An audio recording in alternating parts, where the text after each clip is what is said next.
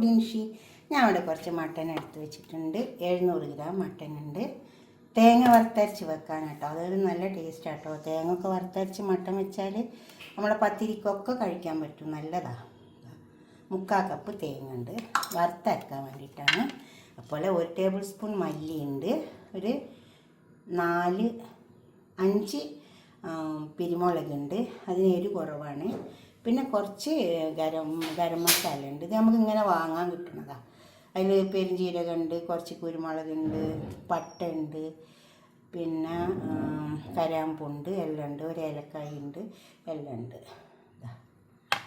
അപ്പോൾ നമുക്ക് ഈ തേങ്ങ, ഈ മല്ലി, മുളക്, ഈ ഗരം മസാല ഒക്കെ ഇട്ടിട്ട് നമുക്കൊന്ന് വറുത്തരച്ച് വെക്കാൻ വേണ്ടിയിട്ടാണ്. ഒരു പാൻ അടുപ്പത്ത് വെച്ചിട്ടുണ്ട്. നമുക്ക് ഈ മല്ലിയും തേങ്ങയൊക്കെ ഒന്ന് വറുത്തെടുക്കാം.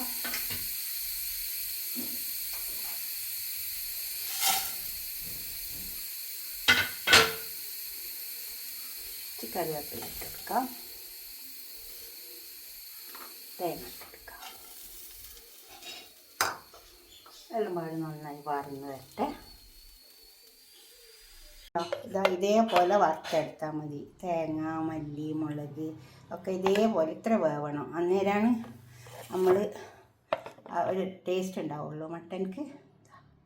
ഇങ്ങനെ വെന്ത് കിട്ടിയാൽ മതി. ഇനി നമുക്കിത് എന്താ വെച്ചാൽ മിക്സിയിലെ ജാറിലിട്ടിട്ട് ആദ്യം ഒന്ന് പൊടിച്ചെടുക്കുക, എന്നിട്ട് അരക്കുക. അല്ലെങ്കിൽ നമുക്കിത് അരിഞ്ഞ് കിട്ടില്ല.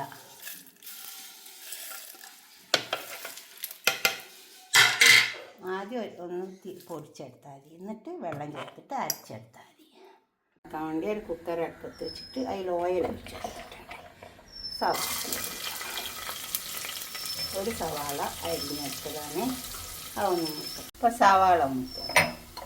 ഇതിലേക്ക് ഇഞ്ചി, വെളുത്തുള്ളി ചതച്ച് ഇതും വേണമെന്ന് പച്ച ചുവ പോവുക.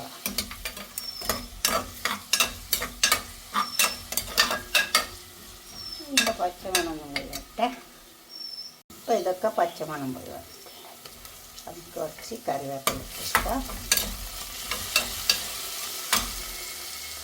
ഇതിലേക്ക് നമ്മൾ അരക്കുമ്പോൾ നല്ല ജീരകം ചേർത്തിട്ടില്ല, ഉണ്ടാവുക പൊടിയായതുകൊണ്ട് വറക്കുമ്പോൾ അങ്ങനെ കരിഞ്ഞു പോകും.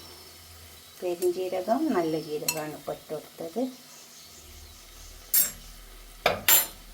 പിന്നെ മഞ്ഞൾ അതായത് ചേർത്തിട്ടില്ല, മഞ്ഞൾ ഇട്ടിട്ട് പിന്നെ ഈ അരപ്പതിലേക്ക് ഒഴിച്ചു കൊടുക്കാം. ഇനി ഇതൊക്കെ നന്നായി ചേർത്തെടുക്കാം. ഇനി മട്ടൺ ഇട്ടെടുക്കാം. മട്ടണൊക്കെ നന്നായി ഇളക്കി ചേർക്കുക.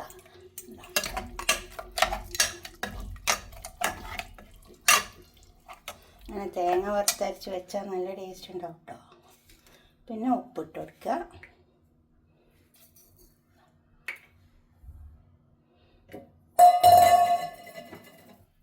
കുറച്ച് വെള്ളം ഒഴിച്ച് കൊടുക്കുക.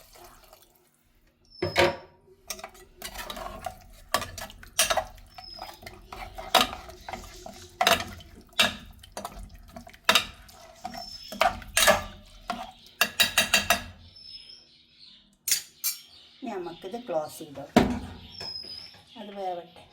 ഒരു ഉരുളക്കിഴങ്ങ് 4 പീസാക്കി വെച്ചിട്ടുണ്ട്, അതും കൂടി ഇട്ട് കൊടുക്കാം. ഇട്ട് കുക്കർ ക്ലോസ് ചെയ്ത് കൊടുക്കുക. ഇതൊക്കെ ഒന്ന് നന്നായി പിടിച്ച് വരണം. ഈ മട്ടൻ്റെ മേലെ നമ്മൾ മസാല ഒക്കെ എന്നിട്ടേ കുക്കർ ക്ലോസ് ചെയ്യാവുള്ളൂ, അല്ലെങ്കിൽ മസാല പിടിക്കില്ല.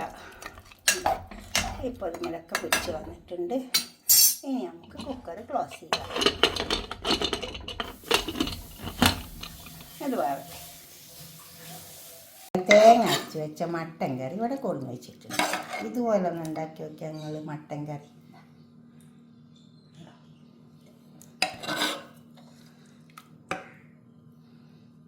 നല്ല ടേസ്റ്റ് ഉണ്ടാവും കേട്ടോ. പത്തിരിക്ക എന്തിന് വേണമെങ്കിലും കൂട്ടി കഴിക്കാം.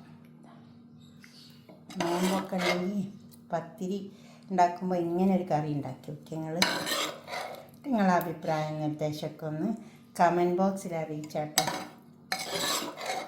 പിന്നെ ഞാൻ കുറച്ച് ചെറിയ ഉള്ളിയും കുറച്ച് ചില്ലി ഫ്ലക്സും കൂടി മൂപ്പിച്ചിട്ട് എടുക്കാൻ വെച്ചിട്ടുണ്ട്. അതിലേക്ക് വെച്ചു അതും കൂടാതെ ഭയങ്കര ടേസ്റ്റായിട്ടോ. ഇതുപോലെ ഒന്ന് ഉണ്ടാക്കി നോക്കിയാൽ. പിന്നെ ഈ ചാനലിൽ ഞാനൊരു കുറച്ച് മുന്നിട്ടതാണ് ഈ സ്വിച്ച് ബോർഡൊക്കെ തുടക്കാൻ വേണ്ടിയിട്ട്. ഇപ്പോൾ നിങ്ങൾക്ക് നോമ്പൊക്കെ അല്ലേ നമുക്ക്, അപ്പോൾ അതിന് വേണ്ടിയിട്ട് അത് എൻ്റെ ചാനലിൽ നിങ്ങൾ നോക്കിയാൽ മതി.